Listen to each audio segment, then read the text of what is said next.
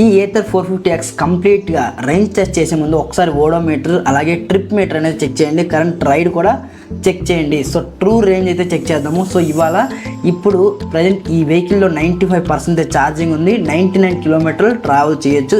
Eco mode అని చూపిస్తుంది. So eco మోడ్లో దీని ఎఫిషియన్సీ ఎలా ఉంది, ఛార్జింగ్ క్యాపబిలిటీ ఎలా ఉంది, ఎంత రేంజ్ వస్తుంది, సో ఇందులో ప్రోస్ కాన్స్ ప్రతిదీ కూడా నేను మీకు ఇన్ డీటెయిల్గా వీడియోలో ఎక్స్ప్లెయిన్ చేస్తా భయ్య. ముందుగా మనం దీని పికప్ గురించి మాట్లాడుకుందాం. ఈకో మోడ్లో పికప్ డీసెంట్ పికప్ అయితే ఉంది భయ్య.